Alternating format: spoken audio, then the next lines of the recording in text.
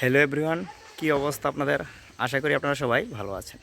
যাই হোক, আপনাদেরকে আমি আজকে একটা ঘটনা শেয়ার করতেছি বা একটা কাহিনী শেয়ার করতেছি। কাহিনীটা হচ্ছে এমন, আমি গতকাল রাতে ইউটিউবিং করতেছিলাম। তো ইউটিউবে স্ক্রল করতে করতে হঠাৎ একটা থাম্বনেল সামনে আসলো যে আপনার ভিডিওতে ভিউজ বাড়ানোর টেকনিক জেনে নিন। তো সে যেহেতু এরকম একটা টেকনিক দিল, শেয়ার করলো, সো আমিও জানার জন্য ক্লিক করলাম। ক্লিক করে তার ভিডিওটা পুরোটাই দেখলাম। তবে যে সে টেকনিক শেয়ার করছে ভালোই লাগলো, কিন্তু কথা হলো তার ভিডিওতে দেখলাম ভিউজ মাত্র 13টা। আর সে ভিডিওটা আপলোড করেছে আপনার গতকাল পর্যন্ত দেখছিলাম সে 3 দিন আগে ভিডিওটা আপলোড করেছে।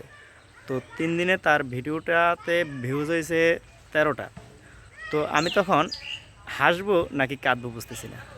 তো তার ভিডিওতে ভিউজ 13টা, সে অন্যকে ভিউজ বাড়ানোর টেকনিক দেয় কী করে?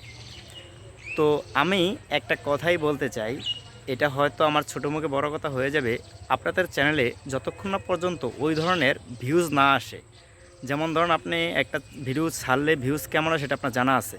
তো যতক্ষণ না ওই ধরনের আপনার চ্যানেলে ভিউজ না আসে ততক্ষণ পর্যন্ত আপনারা ওই ধরনের টেকনিক শেয়ার করবেন না যে আপনার ঘন্টায় আপনি 10,000 ভিউজ নিয়ে আসুন বা আপনি দ্রুত ভিউজ বাড়ান। এ ধরনের টেকনিক শেয়ার করা এটা একটা হাস্যকর হয়ে যায়। কারণ আপনি নিজেই দেখেন, আপনার ভিডিওতে যদি ভিউজ না থাকে তাহলে আপনি অন্যের ভিডিওতে ভিউজ বাড়ানোর যে টেকনিকটা দিয়েছেন সেটার সার্থকতা বা কার্যকারিতা কতটুকু?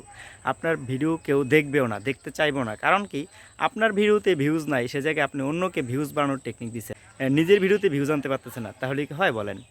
সো আসলে আমি বেশি কিছু বলতে চাই না, বলতে চাইবো যে আপনাদের ভিডিওতে যতক্ষণ না পর্যন্ত ওই ধরনের ভিউজ না আসে ততক্ষণ পর্যন্ত আপনি এ ধরনের কন্টেন্ট কখনো রেডি করবেন না। আপনি কন্টেন্ট ক্রিয়েট করেন, তবে অন্য টপিকে। আপনি ভিউজ বাড়ানোর কন্টেন্ট ক্রিয়েট করেন না। অথবা আপনার দেখা গেছে আপনার পেজে বা আপনার চ্যানেলে সাবস্ক্রাইবার ধরেন আপনি 1000, আপনি বললেন যে আপনি প্রতিদিন 1000 সাবস্ক্রাইবার নিয়ে আসেন বা আপনি প্রতিদিন 1000 ফলোয়ার নিয়ে আসেন, এগুলো হাস্যকর হয়ে যায়, বুঝছেন? সো এই কাজগুলো কখনোই না করার জন্য আমি বলি আর কি, যাতে আপনি হাসির পাত্র না হন কারোর কাছে। তো ধন্যবাদ এতক্ষণ সাথে থাকার জন্য। আমার কথা যদি কোনো ভুল ত্রুটি হয়ে থাকে সেটা ক্ষমা সুন্দর দৃষ্টিতে দেখবেন।